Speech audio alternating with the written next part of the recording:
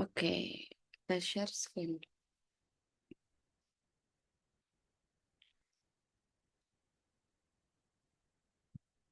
Oke, sudah terlihat belum share screen-nya? Halo, Udah, Bu. sudah ya? Sudah. Sudah, Bu. Oke, sebelumnya Bu Rahai infokan dulu bahwa informasi semua tentang SHBS, sorry, ASAT ya, ASAT Informatika kelas 9 itu ada di LMS ya. Yang perlu kalian pelajari adalah tentang algoritma dan pemrograman, kemudian latihan soal, Canva materi juga ada ya. Kemudian latihan soal ada di sini, silakan kalian buka aja latihan Kahoot. Ini beberapa kelas mungkin ada yang sudah pernah kebagian dibahas, tapi ada beberapa kelas belum karena terkendala pertemuan. Kemudian kisi-kisinya juga, kisi-kisi ini dia berupa Google Docs ya. Jadi nanti ketika Bu Rahai masukkan di sini nanti terupdate juga. Oke, langsung saja kita mulai untuk membahas kisi-kisinya. Yang pertama di kisi-kisinya adalah bagaimana cara membaca error ya. Di sini kalau misalkan sudah ada tampilan mana ya? Wait. Duh, internetnya kurang oke nih.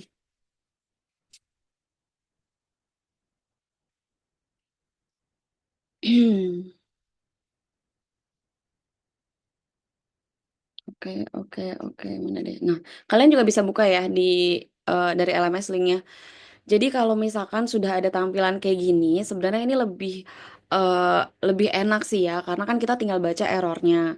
Nah, nanti yang jadi challenge-nya adalah ketika itu tuh nggak ada errornya, lalu kalian harus tahu bahwa kira-kira kode ini tuh bakalan jalan atau enggak gitu. Nah, kita fokus yang pertama dulu, cara membaca error. Oke, di cara membaca error ini kayak gini ya. Misalkan di sini line 6. Line 6 itu dia bilang di bagian atasnya di sini ada main.cpp 665. Nah, berarti di sini tuh ada lah line 6. Nah, line 6 itu di sini keterangannya ya, error expected titik koma before printf. Nah, berarti di sini tuh ada yang kurang. Apa yang kurang? Yaitu titik koma. Sebenarnya dia tuh udah nge-spill ya bahwa print kemudian di sini ada dash, lalu di sini tuh nggak ada apa-apa kan. Nah, kemudian berikutnya tuh ada titik koma. Lalu line 7 berarti kan logikanya adalah di antara atau sebelum line 7 kemudian setelah teks ini ada yang kurang, yaitu titik koma gitu. Jadi kalau ada keterangan kayak gini, berarti ada yang kurang titik komanya. Nah, kemudian kita tuh harus tahu kayak kurangnya itu titik komanya di line berapa, yaitu line 6 gitu. Kenapa di sini ada 7 juga? 7 itu buat nandain bahwa sebelum 7. Jadi bukan di bagian line ke-7 yang ada errornya gitu. Kemudian di line 17, di sini warning format %f, expect arguments of type float. Jadi di sini ada argumen yang salah. Jadi dia itu bilang bahwa di deklarasi diagonal itu, diagonal 1, diagonal 2 itu tuh integer. Tapi di bawahnya ketika scan F, dia %f. Ya, nah ini kan salah, harusnya persende gitu. Kita udah lakukan ini di uprak latihan berkali-kali, jadi semoga kalian juga paham ya, bahwa ketika di deklarasi variabel, ini namanya deklarasi variabel, ketika di deklarasi variabel itu integer, berarti di bagian scanf-nya harus persende, karena dia berupa angka gitu. Jadi ini adalah sebuah warning untuk tipe data yang salah. Jadi ada argumen yang salah. Oke, dia juga kasih tahu sini. Jadi kalau kalian bisa bahasa Inggris ya sebenarnya cuma artiin aja kan bahwa dia itu salah tipe datanya. Kemudian yang line 23. Yang line 23 dia bilang ya, error, pilih wasn't declared. Jadi pilih itu di sini kan Burahai tulisnya scanf %d ampersand pilih. Nah, pilih itu dia bilang was not declared. Yang dideklar itu apa sih? Pilihan. Nah, kalian kan lihat di sini ya, bahwa Burah itu tulisnya di sini adalah pilihan, bukan pilih. Jadi itu nggak boleh ya. Hal yang kita deklarkan, variabel yang kita deklarkan itu harus sesuai dengan yang dipanggil di bawah. Jadi semua kata yang dipanggil ini harus disesuaikan ya. Oke. Kemudian berikutnya adalah operator dan substitusi pada bahasa C. Nah, di sini cara mengerjakannya adalah yang pertama, di sini kan library, kita tuh harus tahu juga ya, karena nanti ada bagian-bagian dari program. Yang pertama adalah library, library itu yang ini. Kemudian ada deklarasi variabel, di sini ada integer A sama dengan 10, berarti A itu 10, B itu 5, D itu integer, berarti bilangan bulat. Kemudian integer hasil, berarti hasilnya juga bilangan bulat. Lalu ada penjumlahan, ya kan? Penjumlahan hasil sama dengan A plus B. Hasil penjumlahan di sini ada print F-nya, berarti ini yang akan dimunculkan. Hasil penjumlahan persen D ditambah persen D A, koma B gitu ya. Nah, kemudian di sini juga pengurangan. Pengurangan juga ada. Jadi sebetulnya memang kalau misalkan kita mau nggak ngerti sama sekali ini, tipsnya adalah ya udah penjumlahan itu kayak gimana sih rumusnya gitu ya. Yang pasti kita tuh harus tahu bahwa di sini tuh A dulu baru B. Kalau misalkan di sini B dulu baru A, ya berarti kita sesuaikan 5 dulu baru 10 gitu ya. Selebihnya untuk hasilnya ya Burhan yakin kalian tahu 10 tambah 5 berapa, 10 kurang 5 berapa kayak gitu. Oke, sampai pembagian, lalu substitusi nilai variabel, penjumlahan, dan lain-lain. Nah, di sini sebenarnya kalian tuh cuma harus tahu kira-kira outputnya apa. Berarti kalian tuh fokus ke yang printf-nya gitu. Printf ini tuh. Di sini nggak ada scanf sama sekali karena dia tuh udah dideklarasikan duluan di awal. Kayak gitu. Oke, jadi ini kalian harus tahu kira-kira outputnya apa. Kemudian yang looping. Looping ini adalah pengulangan. Berarti dia menggunakan for. Ya, for itu berarti pengulangan. Oke, nah di sini include stdio.h lalu in n sama dengan 9. Jadi di sini dia bilang n-nya itu 9. Biasanya kan Burahai deklarasikannya misalkan i sama dengan 0, kemudian i kurang dari sama dengan 5 gitu kan kalau kita latihan. Nah, kalau di sini n kalian nggak perlu bingung karena kalian harus baca aja deklarasinya. Deklarasinya itu n sama dengan 9. Ya udah berarti n itu ganti 9 gitu. Kayak substitusi matematika kayak biasa kayak gitu. Kemudian for in i sama dengan 1, i kurang dari sama dengan 9, berarti 9 ya. I plus sama dengan 2, artinya itu dijumlah 2. Nah, di sini total plus sama dengan i ini adalah format penjumlahan juga. Bisa diartikan total sama dengan total ditambah i. Kayak gitu. Total sama dengan total ditambah i. Kemudian, nah di sini tampilkannya total bilangan ganjil dari 1 hingga N. Nah, N-nya ini adalah 9. Kan dia bilang hingga N. Nah, lalu titik 2 total. Nah, kira-kira totalnya berapa? Kayak gitu. Nah, gimana cara menjumlahnya? Cara menjumlahnya, wait, kayaknya ini Burahai, karena Burahai klik link yang kalian ya, jadi cuma read only. Wait ya, Burahai buka yang ini dulu. Stop share bentar ya. Buka yang bisa diedit dulu ya.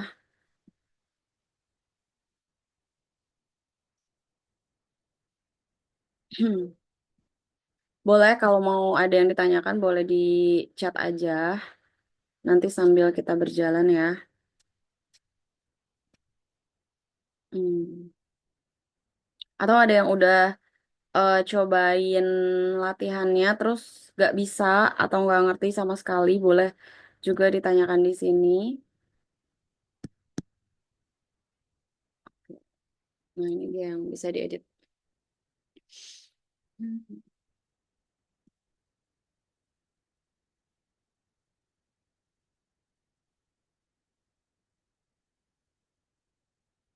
Oke, ini dia yang bisa edit ya. Nah, kita tadi sampai ke yang looping.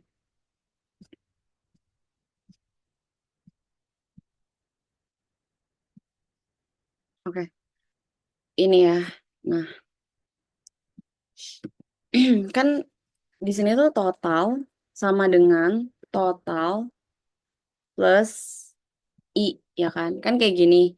Yang ini nih, itu sama dengan kayak gini. Nah, totalnya itu kan awalnya 0, ya kan? Berarti total sama dengan 0 gitu kan. Plus I. Nah, sekarang kita tuh kayak harus tahu I-nya itu berapa gitu. Nah, di sini kita harus tahu I-nya berapa. Kita harus tahu dulu di sini I mulainya dari 1. Berarti yang pertama I-nya itu 1 gitu. Kemudian I kurang dari sama dengan 9. 9 ya ini. Kemudian I plus 2, artinya tambah 2. Berarti 1 ditambah 2 sama dengan 3. Terus tambah 2 lagi 5. Tambah 2 lagi 7. Tambah 2 lagi 9. Kita stop sampai situ. Kenapa? Karena tadi N sama dengan 9. Nah, terus gimana untuk menghitung totalnya? Menghitung totalnya itu kan total awalnya 0. Nolnya dari mana, Bu? Dari sini. Gitu. Ini kan 0. Lalu sekarang I-nya itu berarti yang pertama dong, ya kan? Yaitu 1. Jadinya di sini 1. Nah, sekarang total yang baru yaitu adalah 1. Kemudian dia kan bakalan looping terus kan. Sampai kapan selesainya? Ya sampai I-nya selesai semua, yaitu sampai angka 9 ini. Nah, berarti total yang berikutnya adalah, ini kan tadi totalnya udah nggak 0 lagi kan, yaitu 1. Nah, berarti 1 di sini, kemudian ditambahnya berapa? 3 gitu. Jadi caranya kalian tuh kayak list dulu aja, I-nya itu angkanya berapa aja. Kemudian baru deh kalian jumlahkan. Sama dengan 4. Nah, sekarang total yang baru adalah 4. Lalu total lagi gitu ya. Total 4, berarti kan 4 ditambah 5 sama dengan 9. Oke, kemudian, duh, lag. Kemudian total berikutnya lagi, 9 ditambah 7, ya kan? 9 tambah 7 berapa? 16. Oke. Nah, dan seterusnya gitu ya. Dan seterusnya. Berarti tinggal ditambah 9. Yaitu 16 tambah 9, 25. Kayak gitu. Jadi nilai totalnya 25. Nah, berarti gimana dong, Bu? Outputnya. Outputnya berarti tuh kayak gini kan. Wait. Oke. Outputnya kayak gini, total bilangan ganjil dari 1 hingga persen D. Persen D yang pertama itu adalah N. N itu apa tadi? N itu 9, ya kan? N itu 9. Kemudian total, persen D yang kedua adalah total. Totalnya itu berapa tadi? 16 tambah 9 yaitu 25.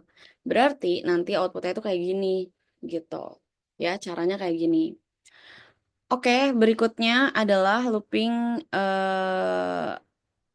kalau ini dia cuma cetak I-nya aja. Berarti kalau cetak I-nya aja kayak tadi. I yang pertama awal. Awalnya itu 2. Ini kan. 2 kan. Oke. 2 tulis di sini. Kemudian yang berikutnya dia tuh I plus 2. Lalu sampai berapa? Sampai 10.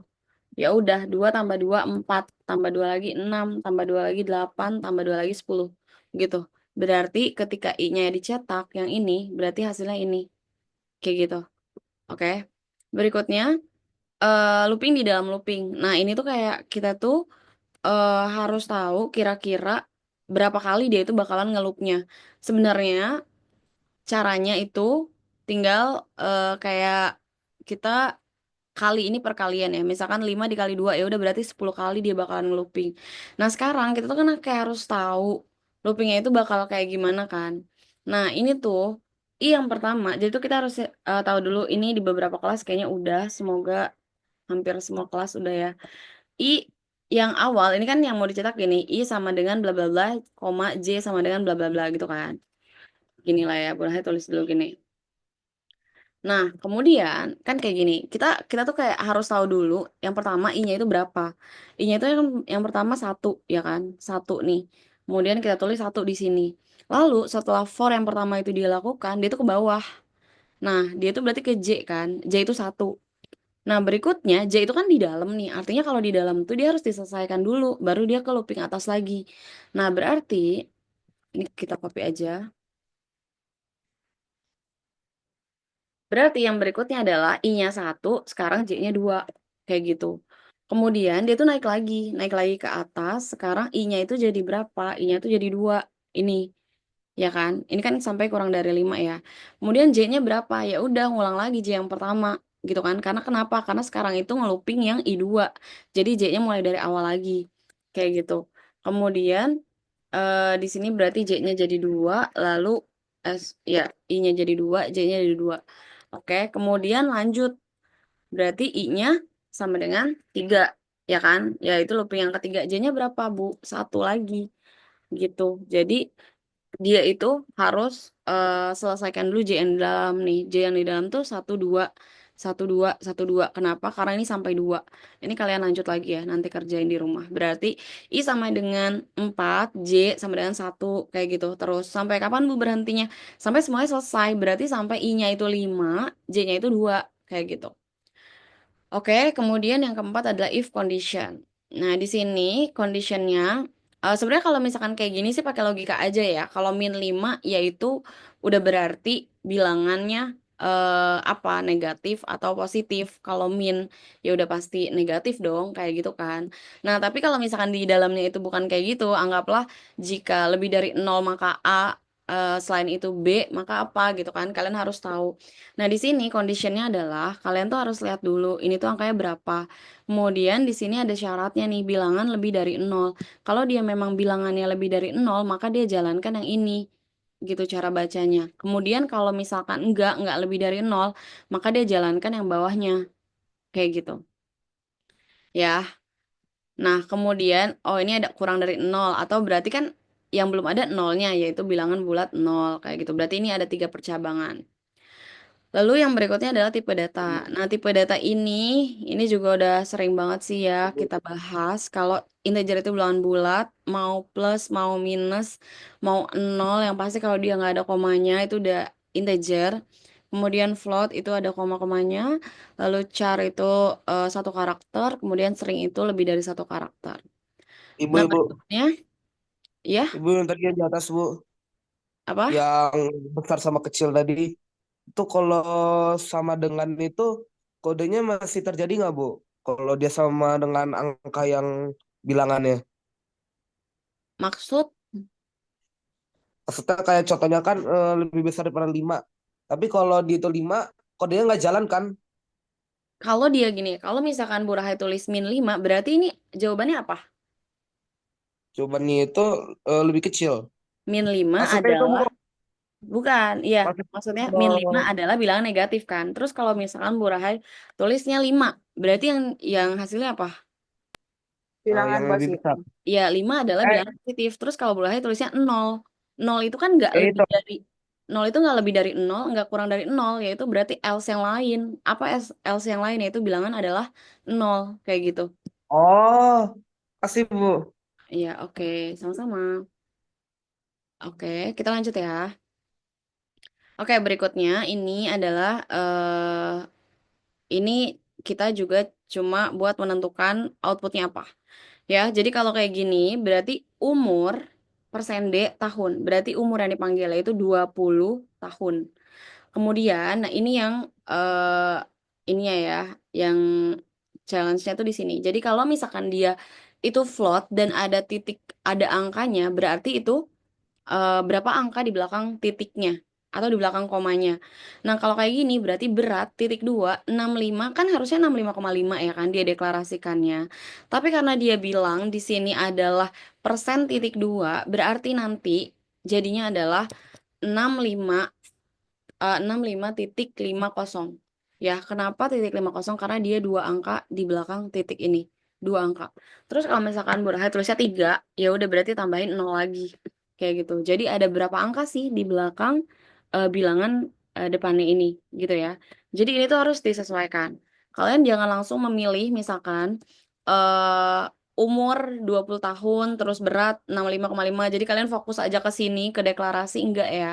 Itu khawatirnya nanti kalian akan tertipu. Jadi kalian tuh harus lihat juga dari si yang mau ditampilkan. Karena kan tampilan itu bergantung sama kode di dalam printf ya.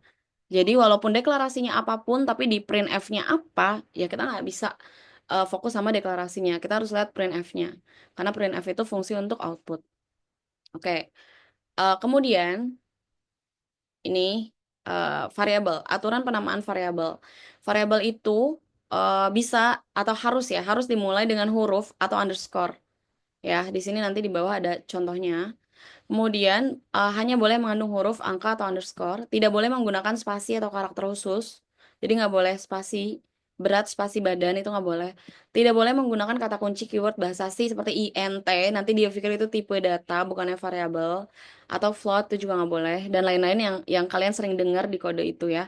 Kemudian bersifat case sensitif. Maksudnya kalau misalkan dideklarasikan kalian tuh hurufnya kecil semua, ya berarti harus kecil semua. Kemarin kan saat uprek ada tuh yang kayak gitu di atasnya kecil tapi di bawahnya besar. Akhirnya dia tuh menganggap bahwa not declare gitu, bahwa nggak dideklarasikan.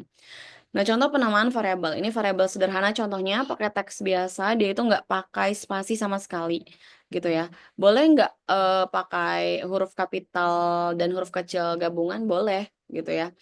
Boleh juga, asalkan nggak pakai spasi, kayak gitu. Oke, kemudian menggunakan underscore. Nah, ini kalau menggunakan underscore. Jadi jumlah underscore barang. Misalkan kalian tuh kayak nggak suka gitu. Kalau dia tuh kayak nyambung-nyambung kayak di atas jenis kelamin. Nah, nggak suka, ya udah pakai underscore aja. Kayak gitu. Kemudian menggunakan huruf kapital untuk konstanta. Misalkan kayak gini juga boleh ya, pakai kapital. Asalkan tadi di bawahnya berarti harus kapital juga gitu. Awalannya underscore tadi boleh kan ya. Kalau underscore tuh boleh digunakan di awal ataupun di tengah, di akhir boleh. Jadi kalau mau di awal kayak gini contohnya. Oke, kemudian variabel dengan angka di tengah atau akhir. Jadi di sini eh, angka itu boleh di akhir ataupun di tengah. Kita udah pernah coba juga saat uprak. Kalau dia itu nggak boleh ditaruh di depan. Misalkan satu nilai itu nggak boleh ya. Harusnya nilai satu kayak gitu. Kemudian penamaan variabel yang salah ini jumlah add barang karena tadi ada karakter khususnya. Kalian boleh latihan di sini nanti tulis ya habis kalian download file ini kalian tulis kenapa kira-kira ada spasinya, contohnya ini angka satunya di depan kayak gitu. Kemudian ini contohnya menggunakan kata yang mirip dengan perintah bahasa sih kayak gitu. Oke, berikutnya adalah bagian-bagian program. Yang pertama adalah header, kepala, berarti kan di atas ya udah itu library yang studio.h itu library include itu library. Library itu sebenarnya bukan cuma studio.h, cuma nggak apa-apa kita belajarin itu dulu aja. Kemudian body itu yang mana sih? Body itu yang mulai dari in main, deklarasi variabel, sampai kayak for, if, semua yang ada di dalam itu kita sebutlah dia bodinya. Kemudian return itu kayak penutupnya gitu ya. Ya mirip-mirip sama kayak struktur surat gitu lah, ada kepala, tengah, sama atas kayak gitu. Kemudian fungsi karakter. Nah, ini fungsi karakter backslash n. Tolong bedakan ya backslash n sama slash n. Kalau misalkan di printf itu di backslash n, berarti dia itu akan enter ya, untuk enter, untuk ke new line. Tapi kalau misalkan slash n, berarti apa yang akan dicetak? Ya slash n yang akan dicetak gitu. Dia benar-benar akan cetak kayak gini slash n gitu. Tapi kalau misalkan kayak gini, dia bakalan new line gitu ya. Tolong bedakan ya. Jadi kalian harus teliti bahwa ini tuh slash atau backslash ya. Jadi kalau slash itu tadi untuk karakter biasa, kalau backslash n untuk enter. Oke, operator penugasan itu contohnya tadi misalkan A ditambah B sama dengan berapa itu operator penugasan. Lalu jika tipe data tidak sesuai, apa yang terjadi? Nah, kalau tipe datanya tidak sesuai, misalkan dideklarasikan INT, kemudian di scan F-nya dia persen %F. Nah, kayak tadi di awal, maka kan dia nggak sesuai ya. Apa yang akan terjadi? Sebenarnya program itu bakalan tetap berjalan, tapi nggak sesuai harapan kita. Jadi dia tuh nggak akan ada error yang benar-benar kayak nggak bisa di-load gitu, nggak bisa di-run. Dia tuh bakal tetap keran, tapi nggak sesuai sama harapan kita. Jadi misalkan ketika kita masukkan panjang 5 kemudian dia itu persen %F harusnya INT. Nah, nanti itu langsung kayak ke bawah langsung sampai ke return. Kalian waktu uprak kayaknya pernah ada juga yang kayak gitu. Jadi eh, pas diketik diinputin angkanya berapa terus kayak langsung stop nggak minta pertanyaan berikutnya. Nah, itu terjadi ketika tipe datanya tidak sesuai. Kemudian untuk komentar. Nah, komentar ini nggak masuk ke dalam program. Ada double slash atau slash bintang. Nah, ini tuh harus ditutup juga gitu ya. Kayak gini. Ya, nah di dalamnya sini adalah komentar. Ya, di sini adalah komentar. Ini apa, Bu? Maksudnya ini tuh nggak masuk ke dalam kode kita. Oke, berikutnya. em, Jika pilihan di input selain satu, oke. Di sini kan sebenarnya contoh ya, contohnya itu kita ke atas dulu. Di atas itu yang kita uprak, waktu itu pernah ada juga pertanyaan, Bu, sebenarnya mungkin karena dia tuh udah paham nih tentang bahasa C, tentang logikanya. Nah, dia tuh paham nih bahwa berarti kalau kita nggak ketik angka 2 berarti tetap keliling dong. Itu betul banget ya. Betul banget. Jadi contohnya kayak gini, kita baca ini ya. Ini kan if pilihan satu, if pilihan sama dengan satu. Artinya kalau kita klik satu, kita ketik satu di pilihannya, maka dia akan menampilkan luas. Tapi selain itu, ini kan selain itu, berarti kan selain itu tuh boleh satu, boleh dua, boleh tiga, boleh empat, boleh lima, gitu kan. Bahkan 10. Ketika kita tekan angka 10, dia itu bakalan tetap masukkan keliling. Kenapa? Karena di sini tuh cuma else selain itu. Ya, kenapa waktu kemarin Bu Rahai nggak tambahin jika pilihannya sama dengan dua? Karena itu khawatir kalian terlalu banyak bebannya gitu ya. Jadi langsung aja kalau pilihan satu apa, selain itu keliling. Kayak gitu. Nah, jadi kalau misalkan kayak eh diberikan sebuah program, kemudian user mengetikkan pilihan sama dengan tiga. Nah, berarti yang akan muncul adalah keliling. Kenapa? Karena dia bukan satu gitu. Jadi else yang di run. Kayak gitu. Ya, oke. Itu kayaknya udah selesai ya ininya. Pembahasannya. Pokoknya itu bakalan diulang-ulang terus sih ini materi yang ini ya.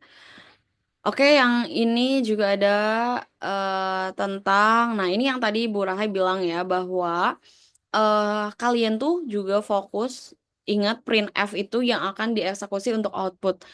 Jadi apapun yang ada di deklarasi, urutannya gimana pun di deklarasi ini kan X duluan, ya kan? Terus juga di bawahnya juga X duluan lagi, ya kan di printf. Jadi kalian tuh kayak jangan tertipu sama ini. Kalian tuh harus lihat bahwa di sini itu Y dulu baru X. Oke, berarti tampilannya itu bakal kayak gimana sih? Di print F yang pertama, di print F yang pertama itu Y dulu. Y itu berapa sih? Yaitu 25. Oke, kemudian koma X. X itu berapa? Itu 15. Nah, baru deh print F yang di bawahnya. Print F di bawahnya itu apa? Yaitu X. X min Y. X min Y kan cuma ditulis gini doang dong, karena kan dia bukan persen D kan. Artinya kita benar-benar samain sama yang di dalam printf. Baru di sini ada persen D. Persen D-nya itu langsung satu. Persennya cuma satu. Berarti dia tuh kayak langsung dikurangi nih. X dikurangi Y. Jadi tuh bukan kayak 25,15 lagi. Tapi kayak X dikurangi Y. Berapa sih? 15 dikurangi 25 berapa? Min 10 ya. Min 10. Kayak gitu. Jadi outputnya tuh bakal kayak gini. Oke, nah ya tipsnya adalah kalian harus eh, teliti untuk melihat di printf-nya itu variabel yang mana dulu. Oke, kemudian ada lagi itu di bagian ini tadi. Jadi program ini tuh, tapi bukan yang ini ya. Tapi ada program yang sebenarnya udah pernah kita pelajarin. Di program ini tuh ada kayak seprogram gini, tapi sebenarnya tuh ada yang nggak adanya. Nah, kalian tuh kayak harus lihat apa sih yang nggak adanya. Kenapa kalian harus cari yang nggak adanya apa? Karena nggak ada tampilan errornya kayak gini. Jadi kalian harus teliti sendiri nih, harus teliti sendiri bahwa apa yang nggak ada. Oke, sekarang yang paling pentingnya. Yang pertama adalah library. Library stdio.h itu untuk apa? Dia itu untuk perintah input dan output. Udah jelas ya, IO input output kayak gitu. Jadi ini untuk input dan output. Yang kedua, ini struktur ini udah pasti ada ya. Yang kedua adalah deklarasi variabel. Kalau misalkan di dalamnya sini nggak ada deklarasi variabel ini, ya kan, otomatis dia bakalan error. Kenapa? Karena sisi itu dipanggil loh di bawah, tapi dia tuh nggak dikenalin dulu ke programnya. Gitu, dia dipanggil di bawah tapi nggak dikenalin dulu di bawah di deklarasinya. Artinya dia akan error juga gitu. Jadi semua yang ada di scanf, printf ini itu harus ada di dalam deklarasi variabel. Kayak gitu ya. Selain titik koma, ini juga nggak ada titik komanya. Ini contohnya kayak gini. Selain titik koma di setiap statement itu ingat harus ada titik koma. Ya, kayak gitu. Oke, itu materinya. Kita baca dulu chatnya. Kalau ada yang bertanya, siapa yang mau tanya? Ada nggak nih? Bu, nanti ada soal-soal teori atau hafalan gitu nggak, Bu? Kalau ada belajarnya gimana, Bu? Maksudnya hafalan itu apa ya? Kayak ini tuh sebenarnya dihafal nggak sih? Enggak kan ya? Jadi, boleh bingung nih. Kalau hafalan itu misalkan kayak backslash n ya udah berarti itu komentar enter ya kan? Nah, itu hafalan kayak gitu tipenya. Atau studio, library untuk studio.h untuk input output kayak gitu. Contohnya kayak gitu ya. Tapi itu kalau misalkan kayak di list kayak gitu itu bakalan memusingkan banget, ya kan? Jadi kalian tuh kayak bisa baca aja sih sebenarnya. Library stdio.h itu untuk apa? Untuk input output. Ini bagian apa? Ini deklarasi gitu kan. Itu hafalan bukan sih? Nah, kemudian printf. Printf itu untuk apa? Ya untuk mencetak. Scanf. Scanf itu untuk mengambil nilai gitu. Nah, mungkin ada pertanyaan kayak fungsi scanf untuk apa? Kayak gitu. Itu yang dimaksud hafalan ya. Jadi hafalannya itu lebih ke kode-kodenya ini yang udah pernah kita pelajari semuanya. For itu untuk pengulangan, if itu untuk condition, kayak gitu. Bu Rahai, kenapa yang dihitung totalnya cuma 16 sama 9 Bu?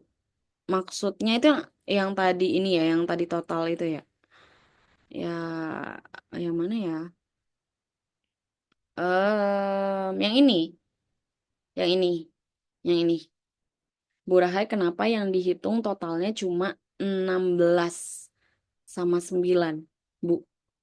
Bingung sih sama pertanyaannya, tapi ini tuh kan karena belum selesai ya, maksudnya kalian lanjutin. 16 ditambah 9. Oh, kayak yang terakhir itu loh maksudnya looping yang terakhir ini kan totalnya udah 16 nih sekarang udah bukan 0 lagi. Totalnya kan sekarang 16. Terus 16 di sini berarti 16 ditambah 9. Kenapa 9? Karena ini nih kan kita udah list kan bahwa I itu 135713579 di bawahnya kayak gitu. Berarti kalau ada dua line-line gitu, Ibu fokus ke kalimat atasnya dulu, baru ke yang bawahnya ya, Bu. Itu konteksnya yang mana ya? Pokoknya iya, tentu kalau algoritma itu pasti dilakukan yang atasnya dulu. Kayak kita masak mie, ya udah pasti dilakukan step atasnya dong. Nggak mungkin kita kayak langsung makan, kayak gitu. Sama algoritma kayak gitu, karena konsepnya harus terurut. Operator penugasan tadi contohnya apa ya, Bu? Operator penugasan tuh kayak eh, ditambah, sama dengan, kurang, bagi, kali, kayak gitu loh operator. Kalau misalkan di kode itu pembagian tuh pakainya apa sih ya? Slash, bukan ini. Bukan apa sih? Bukan ini. Bukan. Nah, kayak gini loh operator pembagian. Paling ini doang sih yang beda sama perkalian. Perkalian itu kan bintang ya. Kita kan udah coba ya pas kemarin uprak. Jadi ini aja. Kalau yang lainnya plus, minus, sama dengan itu sama. Kayak misalnya integer apa atau gitu. Aduh. Bu yang kayak pengertian algoritma gitu-gitu perlu dihafalin nggak? Algoritma itu kan, oh yang ada di Canva. Di Canva itu ada beberapa. Cuma kalau kayak nggak tahu ya, Bu Rahai sih konsepnya tuh nggak mau kalian menghafal. Karena kalau menghafal itu bakalan banyak banget. Tapi sebenarnya kalau misalkan kalian paham di situ kan kayak ada pengertian algoritma. Algoritma tuh udah sering banget kita bahas bahwa dia itu kata kuncinya udah langkah-langkah secara sistematis. Berarti tadi terurut dari awal sampai akhir kayak gitu. Udah kalian nggak perlu hafalin bener-bener kata-katanya kayak gimana. Itu bakalan memusingkan banget. Jadi kalian langsung aja fokus ke kata kuncinya. Kemudian kalau misalkan kayak di Canva itu kan di slide-nya ada cara pembuatan kode ya kan. Cara pembuatan kode itu misalkan mendeklarasikan variabel atau menentukan input dan output. Berarti kan kita itu kayak harus deklarasi variabel. Kalau kita udah tahu input output, kita menentukan input. Inputnya itu alas tinggi alas tinggi. Kemudian berarti deklarasi variabelnya ada alas tinggi kayak gitu. Kemudian kita menentukan output. Outputnya itu luas keliling. Ya udah berarti deklarasi variabel ada juga luas dan keliling. Maaf Bu, boleh jelasin ulang sedikit tentang yang looping. Saya nggak begitu ngerti prosesnya. Yang mana yang loopingnya? Hana, yang ini atau yang mana? Bu, bagian looping buat bedain looping per berapa gimana? Oh, oke. Jadi ini tuh I plus, biasanya kan kita I plus plus, artinya I tambah satu. Selain itu, kalian lihat angkanya aja. I plus sama dengan 2 berarti I plusnya 2. Kalau misalkan di sini 3 berarti tambahnya 3 kayak gitu. Selain itu I plus plus aja. Kita sebenarnya ada banyak ya guys, ada banyak banget. Mungkin nanti kalian SMA bakalan tahu lebih banyak lagi, tapi sekarang kita fokus ke standarnya SMP aja dulu, yaitu I plus plus untuk tambah satu plus sama dengan 2 3 4 5 dan seterusnya. Itu formatnya sama kayak gitu. Boleh ada yang soal kertas itu banyak yang muncul. Semuanya sebenarnya semuanya muncul karena saking itu terus kayak diulang gitu kan. Tapi ya tentu aja nggak mirip dong ya kan. Oke, udah ya. Pertanyaannya udah ya? Oke, kalau gitu, kalau gitu semoga nggak bingung ya, guys. Nanti kalian tolong pelajari lagi di latihan-latihan itu yang sudah Burahai berikan. Semoga besok, walaupun kita bersama IPA, semoga banyak yang 100, amin ya robbal alamin. Kata kuncinya itu kalian harus teliti, karena kalian harus perhatian sama kodenya ya, titik koma itu kalau kalian tuh harus perhatiin gitu ya. Oke, itu aja sih untuk hari ini. Bu Rahya harus open kelas di kelas 8. Jadi nanti kalau misalnya memang masih ada yang mau ditanyakan, boleh chat aja ya. Kita akhiri. Terima kasih banyak. Assalamualaikum.